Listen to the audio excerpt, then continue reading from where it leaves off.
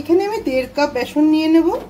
অল্প অল্প করে জল দিয়ে যেন কোনোভাবে দানা ভাব না থাকে এদিকটা ফলো করে ভালো করে আমি ফাটিয়ে নেব। খুব ভালোভাবে ফেটিয়ে নিলাম। এটা খেয়াল করতে হবে যেন কোনোভাবে দলা ভাব না থাকে। খুব ঘনও হবে না, একদম পাতলাও হবে না। লাড্ডু বানানোর জন্য যে চাশনিটা প্রয়োজন হবে সেটা আগে বানিয়ে নেব। এখানে আমি 200 গ্রাম চিনি নিয়েছি। 150 গ্রাম বেসনের জন্য আমি 200 গ্রাম চিনি নিয়েছি। এই মাপটা যদি তোমরা ভালো করে বুঝে নিয়ে করে নিতে পারো তোমার ঘরে দারুণ লাড্ডু তৈরি হবে। দেখো আমি হাফ বাটির থেকে একটু বেশি জল দিয়েছি। 1 বাটি চিনির জন্য হাফ বাটি জল দিলাম। এই শিরাটা আমি 1 তার বা 2 তারের কিছু বানাবো না। চিনিটা যখন শিরার মধ্যে অনেকটাই গলে যাবে তখন এর মধ্যে দিয়ে দেবো অল্প করে ফুড কালার। এটা ইয়েলো ফুড কালার, একদম অল্প করে দিয়ে দিলাম। আমি ফুড কালারটা দিয়ে করলাম, এতে কালারটা দেখতে খুব ভালো আসবে। তোমরা যদি দিতে না চাও কালারটা, ফুড কালারটা, তাহলে স্কিপ করে দিও। চিনির শিরাটা বানানোর জন্য অল্প করে জল দিলে কি হয়, খুব চট করে শিরাটা তৈরি হয়ে যায়, খুব বেশি সময় লাগে না। দেখো হাতের মধ্যে চ্যাপ চ্যাপ করছে। এরকম পর্যায়ে যখনই হয়ে যাবে তখনই নামিয়ে নিতে হবে। শিরাটা আমাদের একদম কমপ্লিট হয়ে গেছে। একটা ফ্রাই প্যান বসিয়ে আমি একদম অল্প পরিমাণে তেল দেব। লাড্ডুর রেসিপিটা আমি 2 ভাগে তোমাদের দেখিয়ে দেব কিভাবে ভেজে নিয়ে করতে হবে। তোমাদের যেটা সুবিধা হবে তোমরা সেভাবেই করে নিতে পারবে। একদম গ্যারান্টি দেবো আমি 100%। কোনোভাবেই তোমরা ফেল হবে না, খুব সুন্দর করে লাড্ডু তৈরি করে নিতে পারবে। তেলটা গরম করে নিয়েছি, একদম অল্প করেই তেল দিয়েছি, দেখলে তোমরা। এর মধ্যে একদম অল্প অল্প করে চামচে করে বড়ার মতন করে দিয়ে দেবো।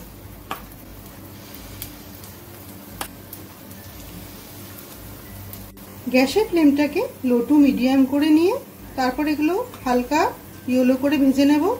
লাল ভাব কোনোভাবেই হতে দেওয়া যাবে না, এটা কিন্তু ফলো রাখতে হবে। গ্যাসের ফ্লেমটাকে লো করে দিয়ে আস্তে আস্তে ভেজে নিলে খুব সুন্দর ভাজা হয়ে যাবে, একদম অল্প তেলে। সবগুলো ভাজা হয়ে গেছে, তুলে নেব।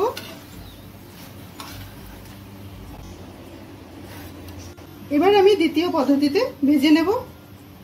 এইভাবে ভাজার জন্য আমাকে কিন্তু তেলটা একটু বেশি পরিমাণে দিতে হবে। তেলটা যখনই গরম হয়ে যাবে তখনই লো টু মিডিয়াম করে দিয়ে এরকম দেখো একটা লুচি ছাঁকনি নিয়েছি আমি। এই লুচি ছাঁকনির মধ্যে অল্প অল্প করে আমি ব্যাটার দিয়ে দেব।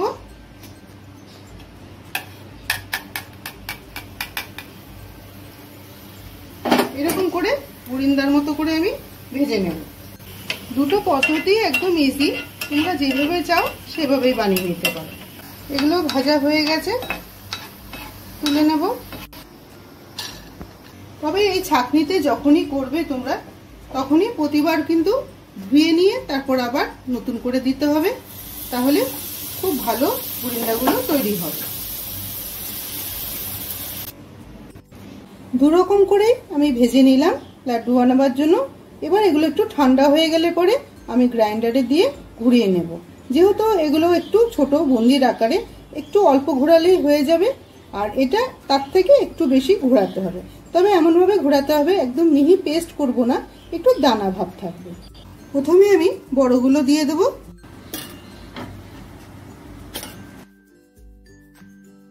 দেখো বড়গুলো প্রথমে আমি গ্রাইন্ড করে নিয়েছি হালকা। দেখো বড় বড় দানা ভাব এখনো রয়েছে। এবার এর মধ্যেই দিয়ে দেবো ছোট দানাগুলো, দিয়ে একবারে ঘুরিয়ে নেব, তাহলে খুব তাড়াতাড়ি হয়ে যাবে। গুঁড়োটা আমাদের একদম তৈরি হয়ে গেছে। দেখো একটু দানা দানা ভাব থাকবে, এরকম পর্যায়ে ঘুরিয়ে নিতে হবে। এবার যে শিরাটা আমি তৈরি করে রেখেছিলাম এই শিরার মধ্যে বুন্দিগুলো দিয়ে দেব। গ্যাসের ফ্লেমটাকে এই সময় কিন্তু একদম কমিয়ে রাখতে হবে।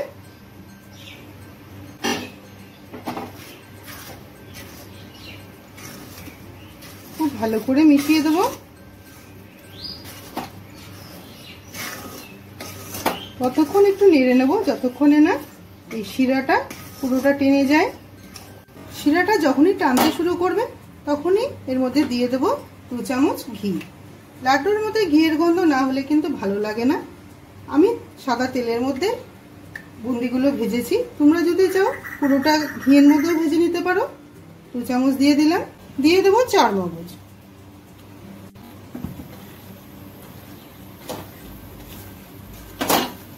নাড়ুর মতন যখন একটা পাকের মতন হয়ে যাবে তখন বন্ধ করে দিতে হবে। চিনি দিয়ে শিরা বানিয়ে লাড্ডু করলে কিন্তু খুব তাড়াতাড়ি লাড্ডুটা শক্ত টাইপের হয়ে যায়। আমি এর মধ্যে দিয়ে দেবো মধু। এই মধুটা দিলে কি হবে জানো তো, খুব গ্লসি লাগবে লাড্ডুটা দেখতে, আর চট করে শক্ত হয়ে যাবে না। তোমরা অবশ্যই একদম শেষের মুহূর্তে যখন লাড্ডুটা তৈরি হয়ে যাবে, পুরো বানানোর প্রসেসটা শেপ দেওয়ার আগে, তখন তোমরা অ্যাড করে দেবে এই মধু। খুব গ্লসি লাগবে দেখতে, আর চট করে শক্ত হয়ে যাবে না। 2 দিন পর্যন্ত একদম নরম থাকবে। এবার আমি নামিয়ে একটু ঠান্ডা করে নেব।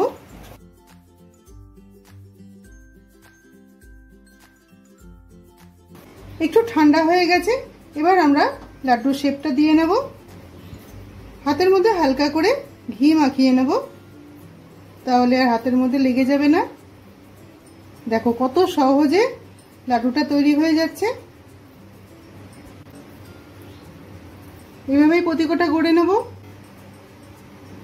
একদম উপরে একটা করে মগজদানা দিয়ে দিলাম, এতে দেখতে খুব ভালো লাগবে।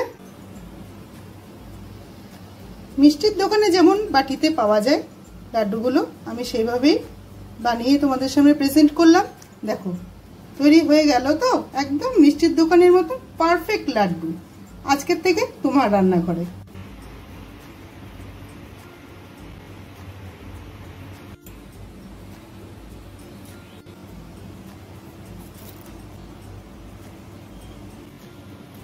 দেখলে তোমরা কত সহজে তৈরি হয়ে যায় বাড়িতে বসে মতিচুর লাড্ডু। আমি যে প্রসেসে বানালাম তোমরা যদি সেভাবেই বানিয়ে নাও, তোমার হাতেও খুব সুন্দর মতিচুর লাড্ডু তৈরি হয়ে যাবে। ভিডিওটা কেমন লাগলো অবশ্যই আমাকে একটা কমেন্ট করে জানাতে ভুলো না। ভালো লাগলে একটা লাইক ও একটা শেয়ার করে দিও। তুমি যদি আমার চ্যানেলে নতুন বন্ধু হয়ে থাকো তাহলে একটা সাবস্ক্রাইব করে দিয়ে পাশে থেকো। বাড়িতে গণেশ পুজো হোক বা হনুমানজির পুজো হোক বা বাড়িতে যে কোনো শুভ অনুষ্ঠান, এইরকম মতিচুর লাড্ডু বাড়িতে বানিয়ে সবাইকে পরিবেশন করতে পারো, ভগবানকেও নিবেদন করতে পারো। ভিডিওটা ভালো লাগলে অবশ্যই একটা লাইক করে দিও। পুরো ভিডিওটা দেখার জন্য অসংখ্য ধন্যবাদ। সবাই ভালো থেকো। সবাইকে গণেশ চতুর্থীর অনেক ভালোবাসা। দেখা হচ্ছে এরকমই কোনো অন্যরকম নতুন রেসিপির সাথে।